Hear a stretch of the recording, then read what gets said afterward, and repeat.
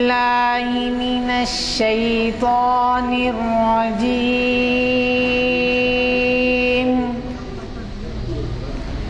بسم الله الرحمن الرحيم.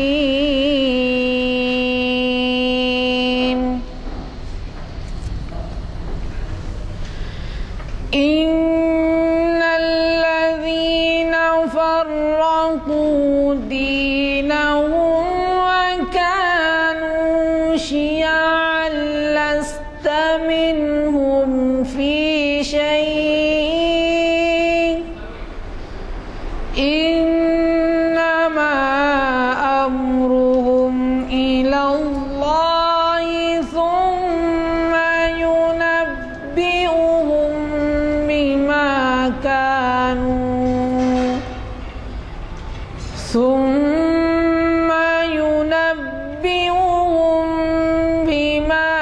كانوا يفعلون. من جاء بالحسنة فله عشر أمثالها ومن جاء بالسيئة فلا يجزى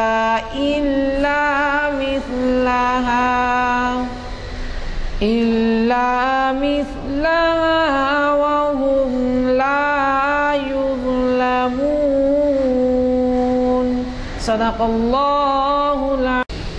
حضرات، جیسے کہ آپ واقف ہیں، آج ہم تاریخ اسلام کی نشست 590ویں نشست کے لیے جامع مسجد عالیہ گن فاؤنڈری کے کانفرنس ہال میں بعد نماز عصر آج بتاریخ 16 مارچ 2013 عیسوی 3 جمادی الاول سن 34 ہجری بروز ہفتہ یکجا ہیں، اور ہمارے اعلامیوں کے مطابق جو آپ کے ہاتھ میں ہے یا اس سے پہلے تقسیم کیا گیا ہے، ہمیں امریکہ سے آئے ہوئے ایک اسکالر ڈاکٹر مظفر الدین فاروقی صاحب مخاطب کرنے والے تھے.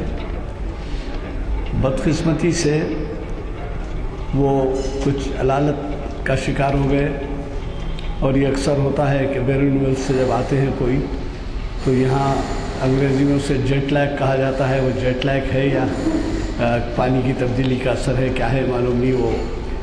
وہ دواخانے میں رجوع ہوئے رات میں، اور ابھی صبح شاید وہ گھر آئے ہیں، لیکن ان کی طبیعت ناساز ہے. ایسے میں کافی پریشانی رہی کہ متبادل انتظام میں کوئی ایسے مقرر ہمیں مل جائیں. آپ کو تو معلوم ہے کم وقت میں زحمت دینا بڑا مشکل ہوتا ہے، کیونکہ ایسے تمام حضرات جو ہمیں یہاں اپنے تقاریر سے استفادے کا موقع دیتے ہیں وہ مصروف ترین لوگ ہیں، اور ہمیں جرأت کرنے میں پس و پیش ہوتا ہے کہ ساتھ ان سے کہیں اور بلوا لیں. اللہ کا فضل ہے کہ آپ کے جانے پہچانے مقرر حافظ صاحب قمر قادری صاحب سے میں نے ربط پیدا کیا 3:45 بجے. ان کی مصروفیات تھیں سب کچھ، لیکن انہوں نے ہمیں استفادے کا موقع دینے سے اتفاق کیا، اور وہ آپ کے درمیان موجود ہیں. وہ ہمیں اب ان کے ہی کوئی عنوان سے مخاطب کریں گے. ذکر کی حقیقت کے عنوان سے وہ آپ کو مخاطب کریں گے، اور عنوان سے ہی ظاہر ہے کہ وہ کس قدر اہم عنوان ہے. جو کچھ واقعات اور حقیقتیں تھیں میں نے بیان کر دی، اور اللہ کا فضل ہے کہ ہمیں متبادل انتظام کرنے میں سہولت ہو گئی. تو یہ جو ہے البتہ اتنا ضرور کہوں گا کہ ذرا وہ بند کرو بولنا. بھائی کیا ہے وہ آواز بند کرو بولنا، کائی کی آواز ہے، روک دو. تو آپ کو معلوم ہے کہ پیر کے دن ذرا وہ بند کرائیے آواز. ابھی اس محفل کا آغاز حافظ عرفان احمد صاحب کی خوشرحال قرات سے آغاز ہوا، اور میں خادم محفل غلام یزدانی آپ سے مخاطب ہوں. میں آج کے مخرج صاحب سے گزارش کروں گا کہ وہ شہ نشین پر تشریف لائیں اور ہمیں اپنے خیالات سے استفادے کا موقع. رحمۃ اللہ وبرکاتہ. بسم اللہ الرحمن الرحیم. الحمد للہ رب العالمین الرحمن الرحیم مالک یوم الدین والصلاة والسلام علی سیدنا محمد وعلی آلہ وصحبہ اجمعین. سبحانک لا علم لنا الا ما علمتنا انک انت العلیم الحکیم. قال اللہ جل وعلا فی کتابہ المجید فأعوذ باللہ من الشیطان الرجیم واذکر ربک فی نفسک تضرعا وخیفة ودون الجہر من القول بالغدو والآصال ولا تکن من الغافلین. صدق اللہ العظیم. وقال النبی صلی اللہ علیہ وسلم سبعۃ یظلہم اللہ فی ظلہ یوم لا ظل الا ظل عرشہ منہم من ذکر اللہ خالیا وفاضت عینہ. ہر قسم کی تعریف کے لائق اللہ ہی کی ذات گرامی ہے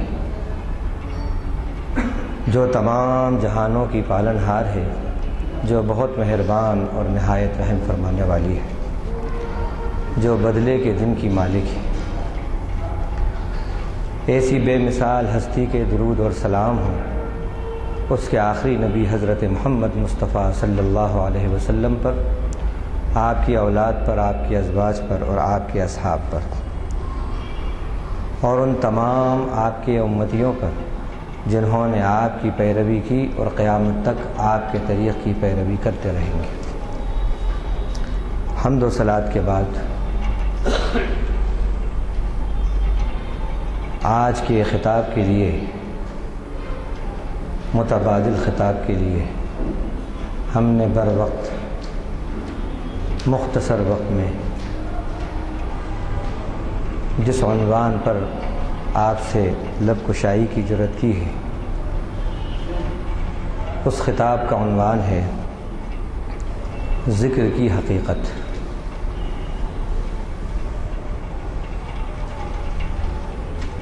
ذکر کے معنی اللہ کی یاد کے ہیں.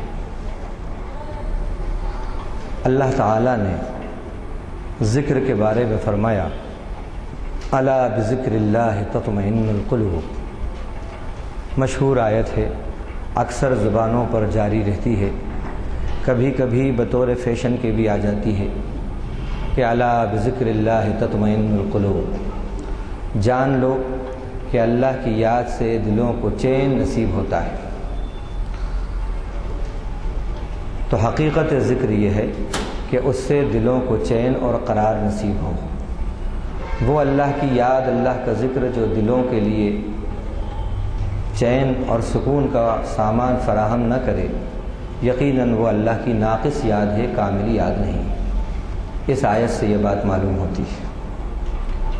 اسی طرح حقیقت ذکر جب ہم قرآن میں غور کرتے ہیں، سورہ اعراف کے آخری رکوع 24ویں رکوع میں 9ویں پارے کے اندر ہم یہ آیت پاتے ہیں جس کا بھی آپ نے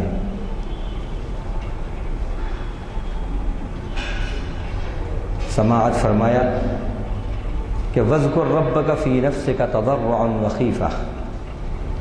آپ اپنے رب کو اپنے دل میں یاد کیجئے. کس طرح؟ تضرعاً وخفیہ، گڑ گڑاتے ہوئے، عجز و انکساری کے ساتھ اور آہستگی کے ساتھ. دون الجہر من القول، بلند آواز سے نہیں. بالغدو والآصال،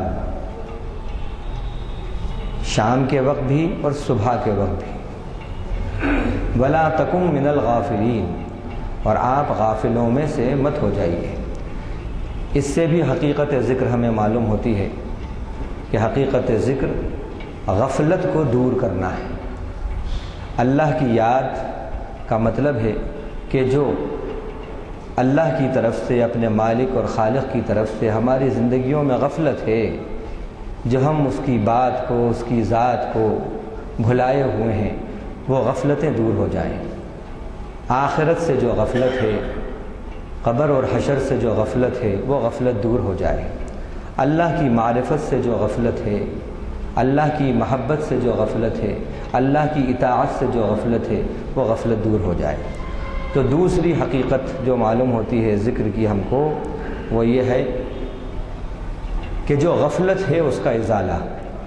تو جو ذکر آپ کی زندگی کی غفلتیں دور کر دے، وہ اللہ کی یاد واقعی یاد ہے، وہ ذکر واقعی ذکر ہے۔ اور جو اللہ کی یاد، اللہ کا ذکر زندگی کے اندر فکر خدا، فکر آخرت، معرفت خدا، محبت خدا، اطاعت خدا پیدا نہ کرے، تو وہ ذکر صرف ذکر ہے، اسمن وہ ذکر ہے، بس قولاً وہ ذکر ہے، ورنہ حقیقت سے وہ کوسوں دور ہے۔ کیونکہ قرآن مجید نے حقیقت ذکر بتایا کہ غفلت سے دوری۔ اسی طرح قرآن مجید میں ذکر کی حقیقت سے متعلق بیان فرمایا کہ ان الذین اتقوا اذا مسهم طائف من الشیطان تذکروا فاذا هم مبصرون، بے شک جنہوں نے تقوی اختیار کیا، جو متقی بنے، جو پرہیزگار بنے، جو ڈرے اپنے رب سے، متقیوں کی شان یہ بتائی کہ جب ان کو شیطان اپنے نرغے میں لیتا ہے، تذکروا، وہ فوراً یاد کر لیتے ہیں کس کو؟ اپنے رب کو۔ فَإِذَا هُمْ مُبْصِرُونَ، تو وہ بصیرت حاصل کر لیتے ہیں، بصیرت حاصل کر لیتے ہیں۔ اس سے بھی معلوم ہوا کہ ذکر کی حقیقت حصول بصیرت ہے، بصیرت کا حصول ہے۔ اب بصیرت کیا ہے اور بصارت کیا ہے؟ اللہ تعالیٰ نے قرآن میں فرمایا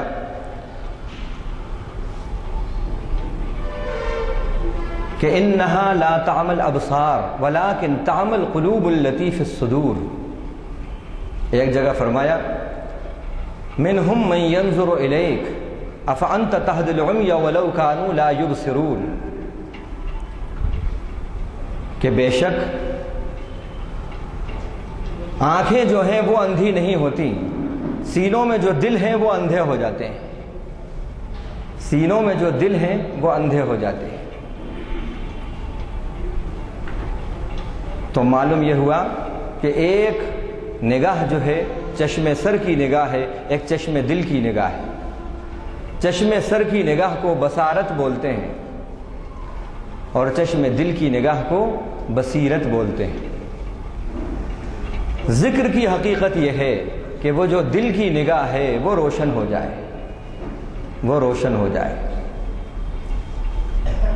اللہ کی یاد اس نگاہ کو روشن کر دیتی ہے۔ جیسے دیکھیے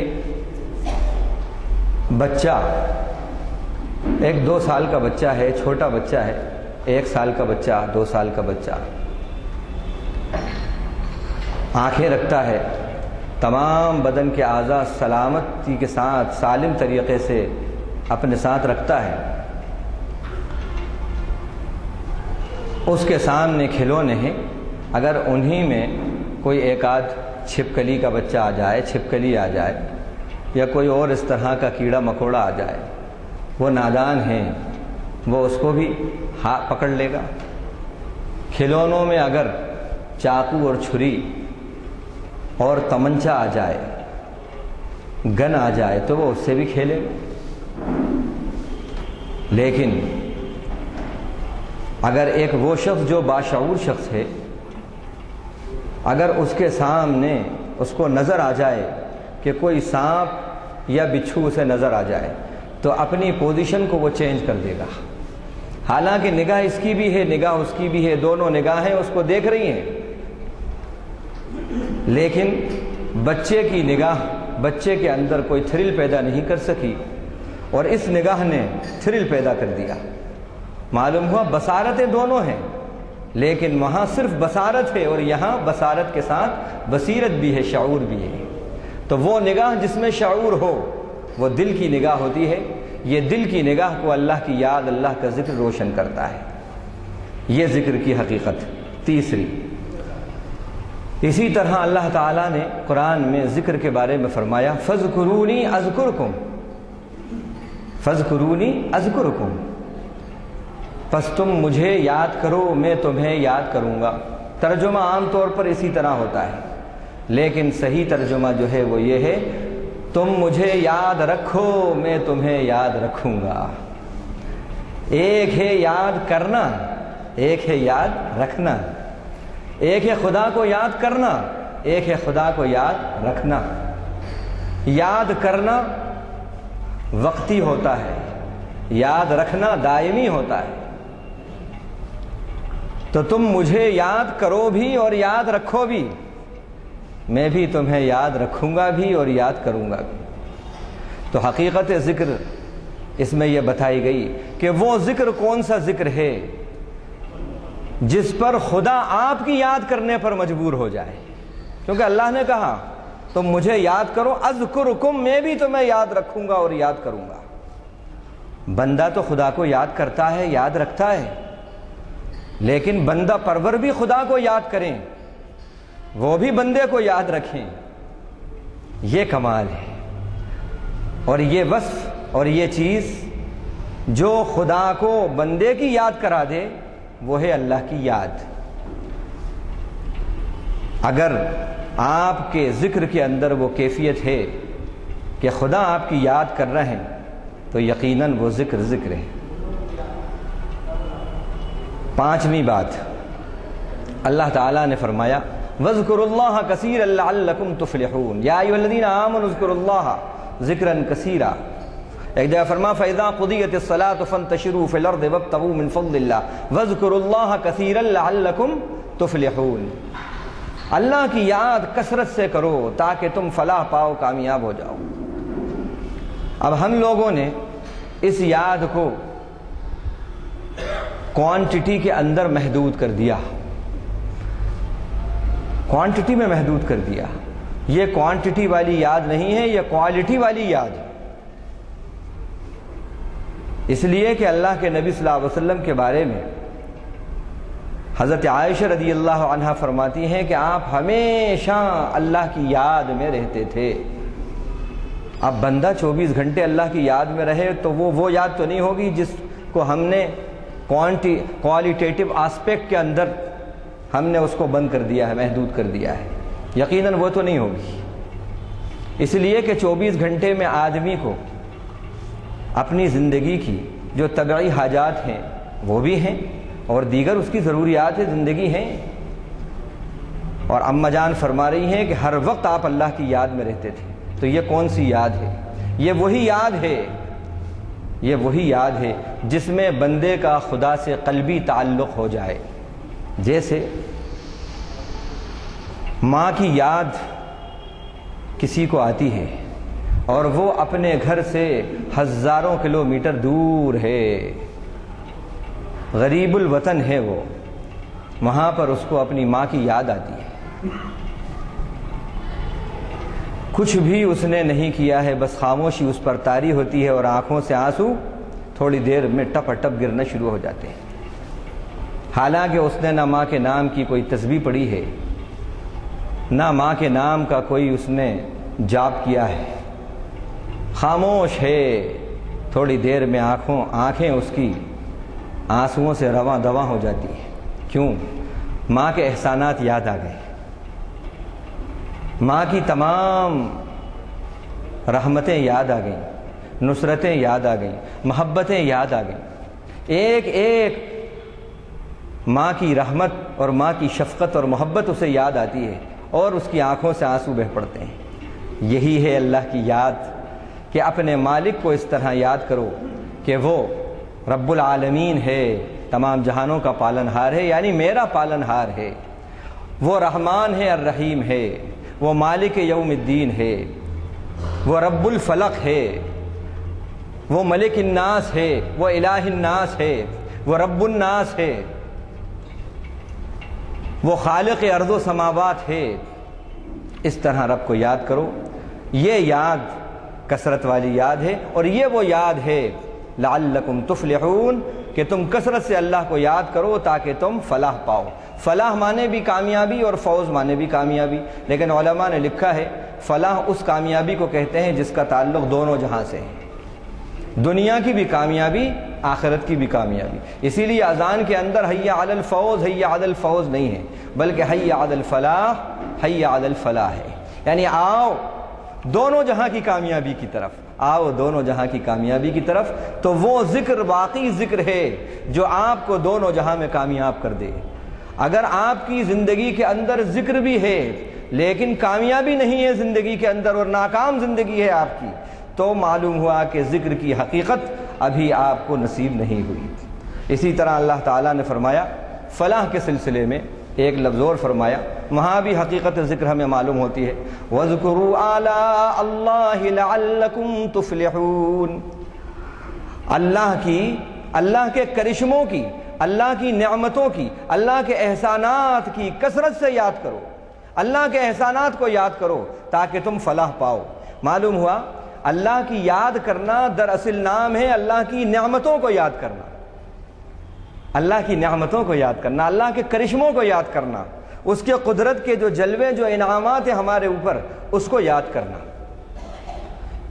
یہ ہے اللہ کی یاد کہ اللہ کے کس کس طرح احسان ہیں، کیا کیا احسان ہیں، اس کے احسانوں کو یاد کرنا۔ یہ وہ یاد ہے جو زندگی میں فلاح لاتی ہے، زندگی میں کامیابی لاتی ہے۔ اب اس یاد کے اوپر جو اللہ تعالیٰ کے احسان ہیں وہ کیا کیا ہیں؟ پہلا احسان، اللہ آپ کو یاد کرتے ہیں، یعنی آپ رب کی نگاہ کے اندر آ جاتے ہیں، رب کے قریب ہو جاتے ہیں۔ جو قریب ہوتا ہے اس کی یاد آتی ہے، آدمی اس کو یاد کرتا ہے، قربت خداوندی نصیب ہوتی ہے۔ دوسرا فائدہ، غفلت دور ہوتی ہے۔ تیسرا فائدہ، فلاح اور کامیابی نصیب ہوتی ہے۔ چوتھا فائدہ، والذاکرین اللہ کثیرا والذاکرات اعد اللہ لہم مغفرۃ واجرا عظیما۔ اللہ کی کثرت سے جو یاد کرنے والے اور یاد کرنے والیاں ہیں، اللہ نے ان کے لیے بخشش اور اجر عظیم کو تیار کر دیا ہے، لکھ دیا ہے۔ یہ یاد اللہ سے اجر عظیم لاتی ہے اور مغفرت اور بخشش کراتی ہے۔ اسی طرح حقیقت ذکر ایک حدیث سے بھی ہمیں معلوم ہوتی ہے جو مشہور حدیث ہے اور صحیح حدیث ہے۔ فرمایا نبی صلی اللہ علیہ وسلم نے، سبعۃ یظلھم اللہ فی ظلہ یوم لا ظل الا ظل عرشہ۔ 7 ایسے لوگ ہوں گے قیامت کے دن جن کو اللہ اپنے سائے کے اندر اس دن جگہ دیں گے جس دن کے اللہ کے عرش کے سائے کے سوا کسی کا سایہ نہ ہوگا۔ انہی 7 لوگوں میں ایک خوش نصیب کون شخص ہے؟ فرمایا من ذکر اللہ خالیا وفاضت عینا۔ اب دیکھیے حقیقت ذکر کیا ہے، یہ بتا رہا ہوں۔ ہم وہی سمجھتے ہیں 1.25 لاکھ مرتبہ یہ ذکر، 3 لاکھ مرتبہ یہ ذکر، 10 لاکھ مرتبہ یہ ذکر، لال ہرے اور پیلے دسترخوان کے اوپر اتنا اتنا نصاب پورا کر لو۔ یہ انٹولڈ سٹوری ہے ذکر کی، جو آپ کے سامنے اللہ کی توفیق سے ہم کھول رہے ہیں۔ قرآن حدیث میں حقیقت ذکر کیا ہے ہمیں اس کا ہوش ہی نہیں ہے۔ اگر ذکر کی حقیقت معلوم ہو جائے تو ہمیں خدا کی معرفت حاصل ہو جائے، اور معرفت کے بعد پھر محبت کا اسٹیج آتا ہے، اور پھر محبت کے بعد اطاعت کا اسٹیج آتا ہے۔ چونکہ معرفت نہیں ہے ہمارے ذکر میں، ہماری یاد میں، اس لیے نہ خدا کی خشیت ہے، نہ خدا کا خوف ہے، نہ خدا کا شوق ہے۔ شوق اور خوف معرفت اور پہچان کے بعد ہی پیدا ہوتے ہیں، اور جب کسی چیز کا شوق ہو اور خوف ہو تو پھر آدمی وہاں پر اطاعت کرتا ہے، اطاعت کرتا ہے۔ تو اس حدیث میں فرمایا کہ ان 7 خوش نصیبوں میں ایک وہ شخص ہوگا جس نے تنہائی میں اللہ کو یاد کیا۔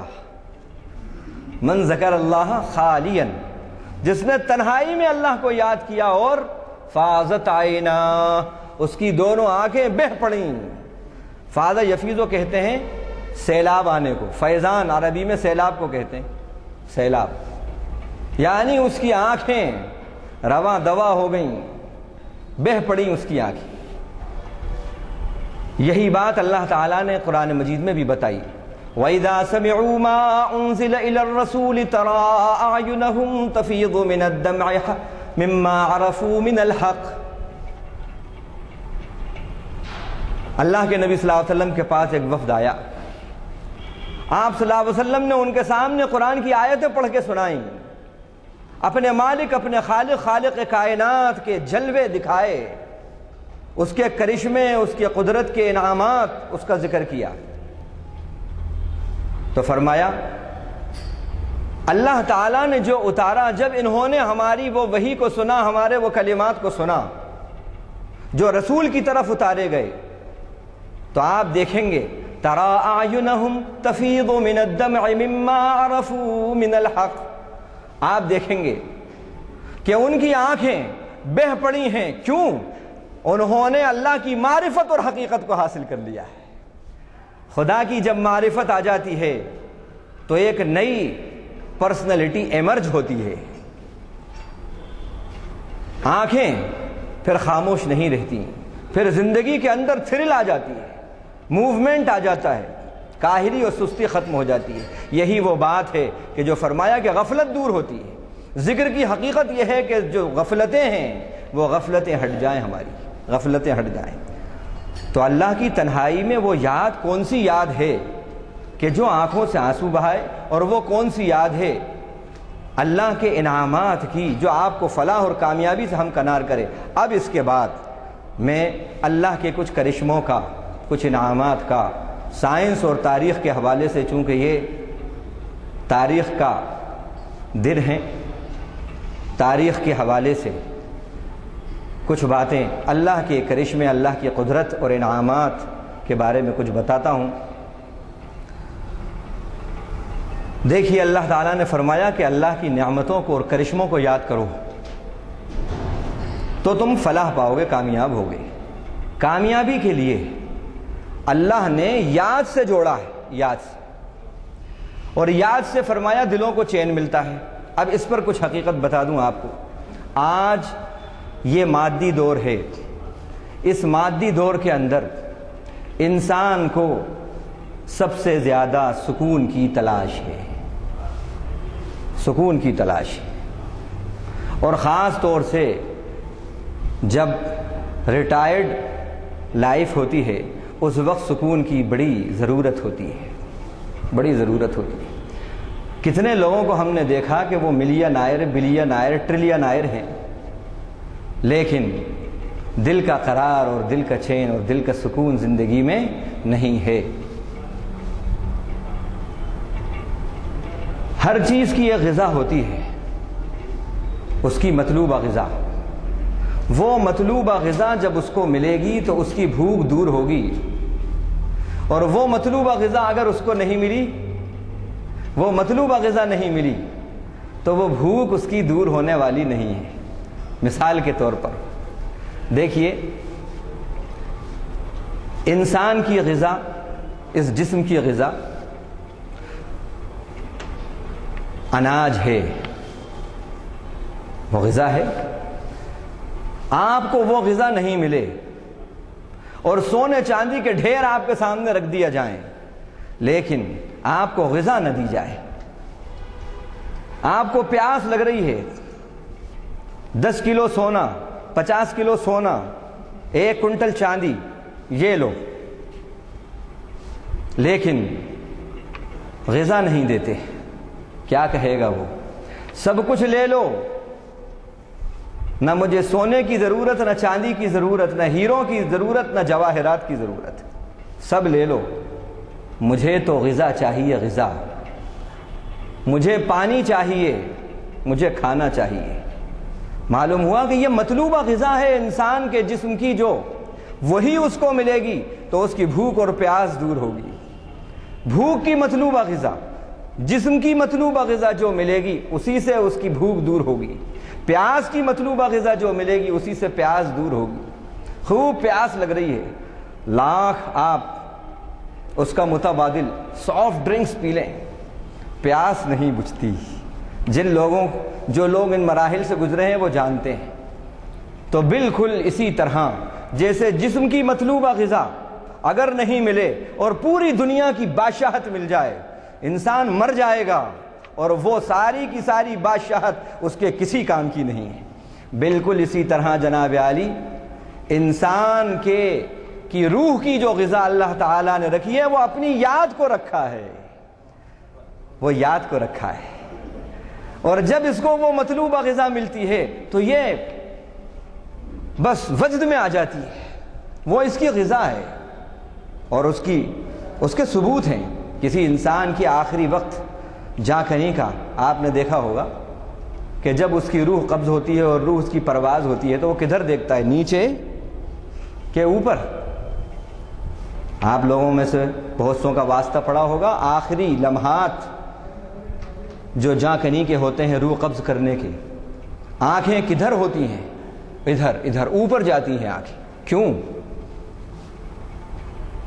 الرحمن علی العرش استوى وهو اللہ فی السماء، آسمان میں ہے خدا، عرش پہ ہے خدا، بلندیوں میں ہے خدا۔ اقبال نے کہا تھا اے طائر لاہوتی اس رزق سے موت اچھی جس رزق سے آتی ہو پرواز میں کوتاہی۔ اقبال نے اسی روح کو آسمانی پرندہ کہا تھا۔ اللہ تعالیٰ نے کیا فرمایا روح کے بارے میں؟ یہ میں اس لیے کہہ رہا ہوں روح کی مطلوبہ غذا اللہ کی یاد ہے۔ کیوں ہے؟ اللہ نے فرمایا نفخت فیہ من روحی، میں نے بنایا آدم کو اور پھر میں نے میری روح میں سے اس میں پھونکا۔ قرآن کے حوالے دے رہا ہوں، میں نے میری روح میں سے اس میں پھونکا۔ تو یہ روح جو آ رہی ہے جا رہی ہے یہ کیا ہے؟ یہ اللہ کی قدرت کا ایک جوہر ہے، اللہ کی شان عالی کا ایک مظہر ہے۔ ہر ذرہ چمکتا ہے انوار الہی سے، ہر سانس یہ کہتی ہے میں ہوں تو خدا بھی ہے، ہر سانس یہ کہتی ہے میں ہوں تو خدا بھی ہے۔ تو روح کی غذا مطلوبہ غذا اللہ کی یاد ہے۔ اب آپ اس کو لگزریس لائف دے رہے ہیں، آپ بہترین کیپٹل دے رہے ہیں، آپ اس کو بہترین کار اور بنگلے دے رہے ہیں، سب کچھ دے رہے ہیں آپ اس کو وائٹ ہاؤس دیجئے یا بلیک ہاؤس دیجئے یا گرین ہاؤس دیجئے، لیکن دل کا چین اور قرار تو اسی چیز میں ہے۔ روح کی جو غذا ہے جب اس کو ملے گی تو روح اسی وقت سکون پائے گی، اور وہ صرف اور صرف اللہ کی یاد ہے، وہ اللہ کی یاد ہے۔ اب اللہ کے کرشموں کو یاد کرو اور روح کو اس کی غذا دو۔ میں چند مثالیں آپ کو دیتا ہوں۔ دیکھیے سورہ رحمان کتنی مشہور سورت ہے، اور اکثر کبھی کبھی ہم فرمائش کرتے ہیں امام صاحب بہت دن ہو گئے سورہ رحمان نہیں پڑھی آپ نے، آج تو فجر میں رحمان پڑھی ہے۔ سمجھ میں کچھ نہیں آتا لیکن پھر بھی فرمائش کرتے ہیں۔ بڑا زبردست ردم ہے اس میں، قرآن کی تو ایک ایک بات میں ردم ہے، موسیقی ہے۔ جو لفظ بار بار آیا ہے قرآن مجید میں وہ کون سے الفاظ ہیں؟ سورہ رحمان میں وہ کون سی آیت ہے؟ فَبِأَيِّ آلَاءِ رَبِّكُمَا تُكَذِّبَانِ، کیا معنی ہے؟ اے انسانوں اور اے جنوں، یہ انڈرسٹوڈ ہے بات۔ ربکما، کما میں دونوں جو ایڈریس اللہ تعالیٰ جن سے کر رہے ہیں یہ دونوں ہیں۔ او انسانوں اور اے جنوں، تم اپنے پالنہار کی اعلیٰ کن کن کرشموں کو، کن کن نعمتوں کو جھٹلاؤ گے، کن کن نعمتوں کو جھٹلاؤ گے۔ یہاں کیا کہا؟ فَاذْكُرُوا آلَاءَ اللَّهِ لَعَلَّكُمْ تُفْلِحُونَ۔ دوسری جگہ اللہ کے اعلیٰ کو یاد کرو، وہی اعلیٰ کا ذکر سورہ رحمان کے اندر ہے کہ کن کن اعلیٰ کو، کن کن نعمتوں کو، کن کن کرشموں کو تم اپنے پالنہار کے جھٹلاؤ گے۔ انہی اعلیٰ کے ذکر کرنے اور یاد کرنے کی بات دوسری جگہ اس طرح فرمائی فَاذْكُرُوا آلَاءَ اللَّهِ لَعَلَّكُمْ تُفْلِحُونَ، یاد کرو اپنے رب کی نعمتوں کو، کرشموں کو، تاکہ تم فلاح پاؤ۔ معلوم ہوا رب کے کرشموں کو یاد کرنا، اس کی قدرت کو یاد کرنا، اس کی نعمتوں کو یاد کرنا، نعمت کو حاصل کرنا اور نعمت کو منعم کو سمجھ کر نعمت حاصل کرنا اور نعمت کو برتنا، یہی ہے رب کے کرشمے، اپنے آنکھوں سے دیکھنا اور برتنا اور رب کی معرفت حاصل کرنا۔ آج ہم رب کی نعمتوں کا تو استعمال کرتے ہیں، لیکن منعم کو ہم نے بھلا دیا ہے، نعمتوں سے منعم کو مائنس کر دیا ہے ہم نے۔ میں بول رہا ہوں، یہ قوت گویائی کس ہستی نے مجھ کو عطا کی ہے؟ رب ذوالجلال نے مجھ کو عطا کی ہے۔ یہ 24 گھنٹے میرے ساتھ رہتی ہے، یہ کیسا کرشمہ، کیسی نعمت ہے۔ یاد کرو اس اللہ کی نعمت کو اور فلاح پاؤ۔ یہ قوت سماعت یہ کس نے دی ہے مجھ کو؟ یہ میرے رب نے دی ہے۔ اگر یہ ختم ہو جائے تو بغیر آلے کے کام نہیں چلتا، لیکن نیچرلی طور پر وہ آلہ بھی، جیسے آپ نیچرلی طور پر ہیئرنگ پاور ہوتا ہے، وہ اس کا الٹرنیٹو نہیں ہے، یہ بھی اللہ کی نعمت ہے۔ یاد کرو اس نعمت کو، یہ 24 گھنٹے آپ کے ساتھ ہے اور فلاح پاؤ۔ یہ ہاتھ کیسی نعمت ہے اللہ تعالیٰ کی، اور اس میں صرف ایک انگوٹھے کا فنکشن، اسی کو آپ یاد کریے، من عرف نفسہ فقد عرف ربہ، جس نے اپنے آپ کو، اپنی ذات کو پہچانا، اپنے رب کو پہچانا۔ خالی انگوٹھے کا فنکشن دیکھیے کیسا ہے۔ اگر یہ انگوٹھا نہیں ہو، کسی کو گھونسا نہیں مار سکتے، اپنی ڈیفینس نہیں کر سکتے۔ یہ انگوٹھا نہیں ہو، لکھنا مشکل ہو جائے۔ یہ انگوٹھا نہیں ہو، ڈرائیونگ مشکل ہو جائے۔ ایک انگوٹھے سے کیا کیا کام ہو گئے، کیا کیا کام ہو گئے۔ تو معاف کیجئے، ابھی تو ہم نے رب کی نعمتوں کو ایک ٹھینگے کے برابر بھی نہیں سمجھا۔ یہ 24 گھنٹے آپ کے ساتھ ہے یہ نعمت۔ یاد کرو اپنے رب کی اس نعمت کو، اس انعام کو یاد کرو۔ یہ کیسی نعمت ہے، کیسی نعمت ہے رب ذوالجلال کی۔ آپ غور کریں، اللہ کی نعمت زندگی کے اندر، ہماری باڈی کے اندر WBC RBC اور انکم بیلنس، یہ رب کی بڑی زبردست نعمت ہیں، بڑی زبردست نعمتیں ہیں۔ اور پھر ان کے اندر اگر امبیلنس ہو جائے، بیلنس انبیلنس ہو جائے، اگر یہ WBC اور RBC، وائٹ بلڈ سیلز اور ریڈ بلڈ سیلز، تو معلوم ہوا انسان کا جسم میں سوئلنگ آ جائے اور انسان کا جسم سوکھ جائے۔ یہ کیسی رب ذوالجلال کی نعمتیں ہیں۔ نعمتوں کو یاد کرو۔ فَاذْكُرُوا آلَاءَ اللَّهِ لَعَلَّكُمْ تُفْلِحُونَ، اللہ کی یہ نعمت ہے۔ اسی نعمت پر ایک یاد آ رہی ہے، اللہ تعالیٰ کی ایک نعمت نبی مکرم صلی اللہ علیہ وسلم کی بعثت بھی نعمت ہے۔ اللہ تعالیٰ نے اس کو بھی احسان قرآن میں کہا، فرمایا لَقَدْ مَنَّ اللَّهُ عَلَى الْمُؤْمِنِينَ إِذْ بَعَثَ فِيهِمْ رَسُولًا مِّنْ أَنفُسِهِمْ، یقیناً اللہ تعالیٰ نے مومنوں پر احسان کیا۔ آدمی نعمت ہوتی ہے تو احسان ہوتا ہے۔ احسان کیا اللہ تعالیٰ نے کہ انہی میں سے ایک رسول کو بھیجا۔ رسول کی آمد بھی نعمت ہے، اور پھر اللہ تعالیٰ نے ایک جگہ تو نعمت اور رحمت کہی دیا، نعمت کا دوسرا نام رحمت۔ کیا فرمایا اپنے نبی کے لیے؟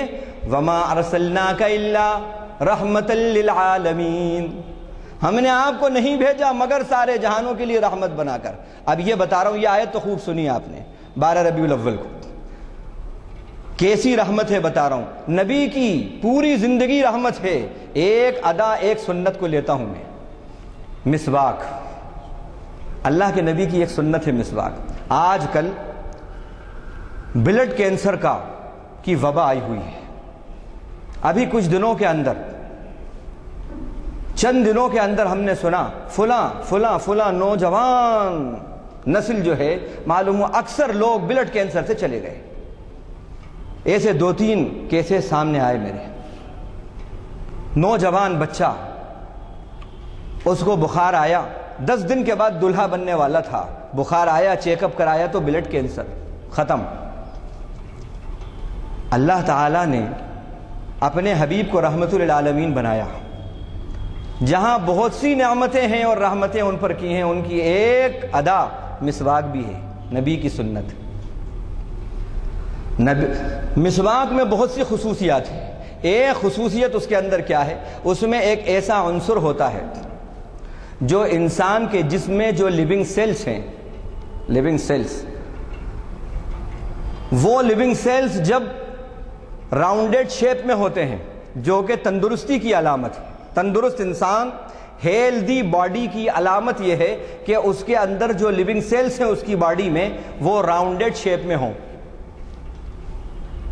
اور جو آدمی بیمار ہوتا ہے اور بیمار ہونا شروع ہوتا ہے تو وہ جو راؤنڈڈنیس ہوتی ہے لیونگ سیلز کی وہ سیکلنیس میں تبدیل ہونا شروع ہو جاتی ہے، کٹنا شروع ہو جاتی ہے. تو میڈیکل سائنس یہ کہتا ہے کہ ایک تندرست آدمی جو ہوتا ہے اس کے لیونگ سیلز جو ہوتے ہیں وہ راؤنڈڈ شیپ میں ہوتے ہیں،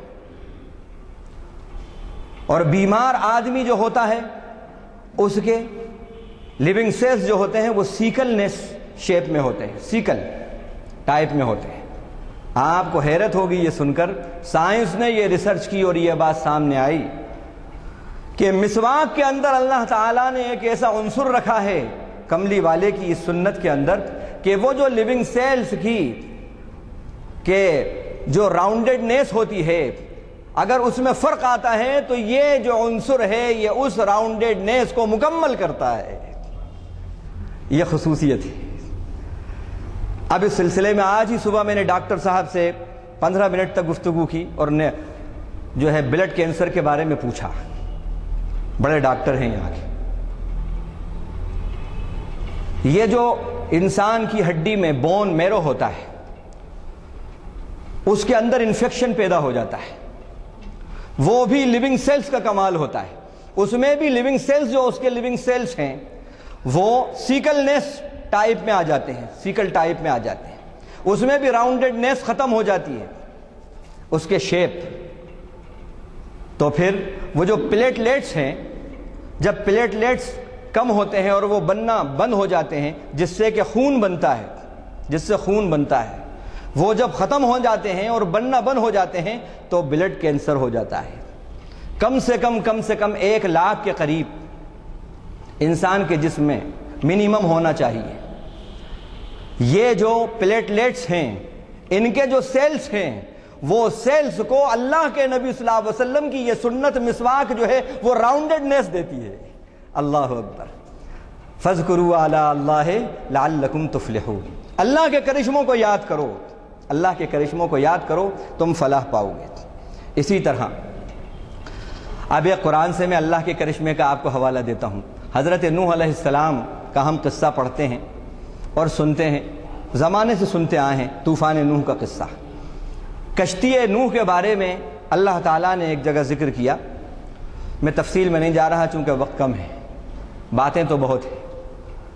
اللہ تعالیٰ نے فرمایا سورہ عنکبوت رکوع نمبر 3 کے اندر پارہ نمبر 20 میں، وَأَنْجَيْنَاهُ وَأَصْحَابَ السَّفِينَةِ وَجَعَلْنَاهَا آيَةً لِلْعَالَمِينَ.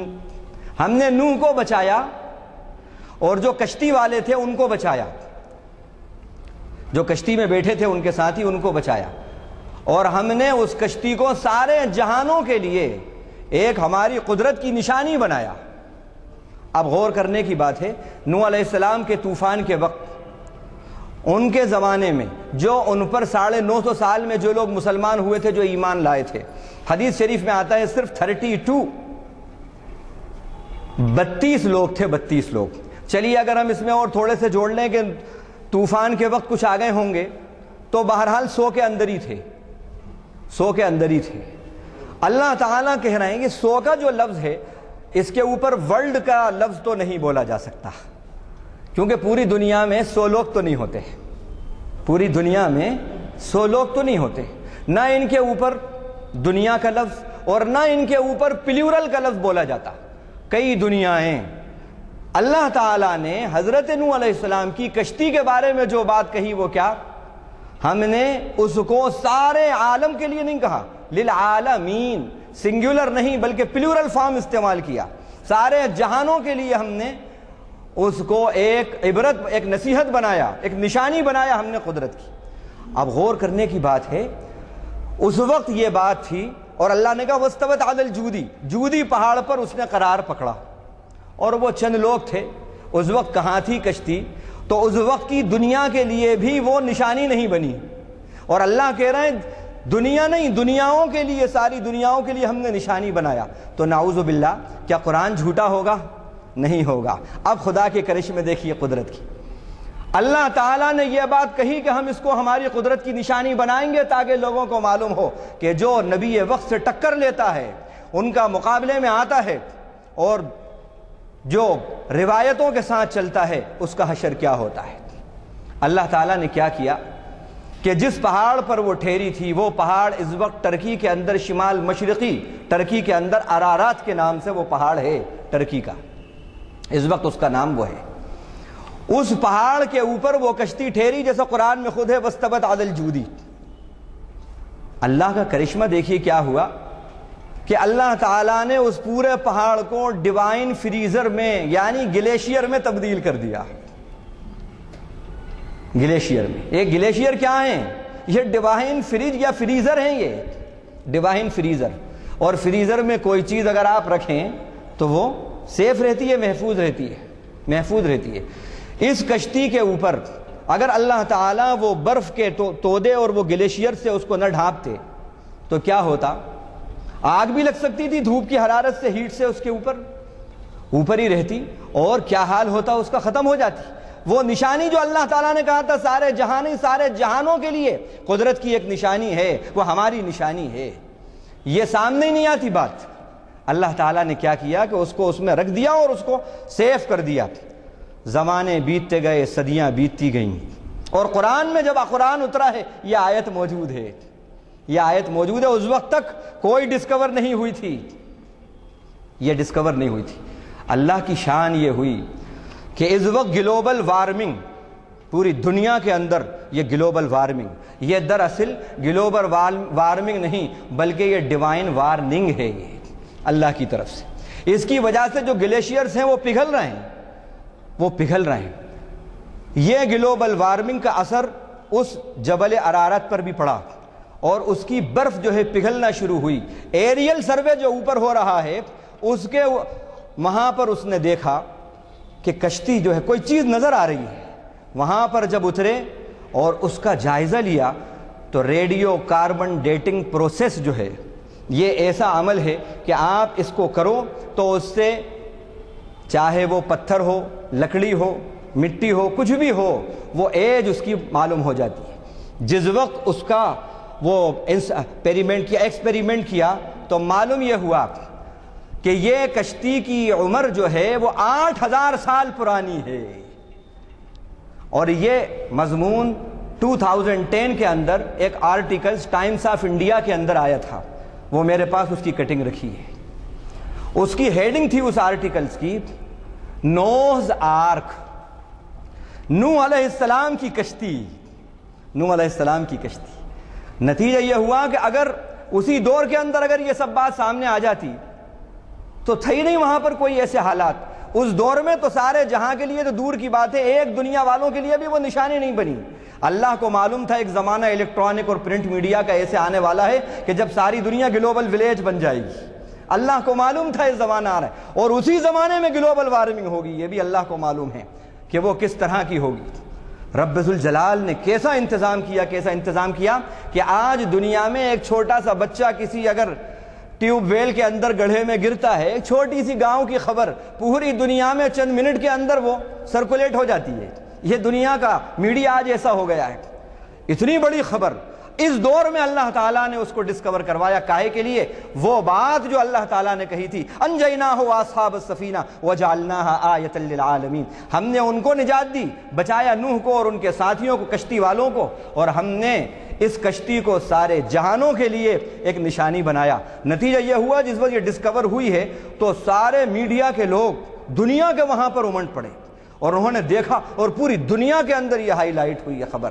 یہ اللہ کا وہ کا کرشمہ جو اللہ تعالیٰ نے یہاں بیان کیا، یہ بالکل سچ ہوا۔ من اصدق من اللہ قیلا من احسن من اللہ حدیثا، اللہ سے زیادہ بات کا سچا کون ہے، اللہ سے زیادہ بات کا اچھا کون ہے۔ ان اللہ لا یخلف المیعاد، اللہ وعدے کی خلاف ورزی نہیں کرتے۔ واللہ غالب علی امرہ، اللہ اپنے حکم پر غالب ہیں، اپنے حکم پر غالب ہیں۔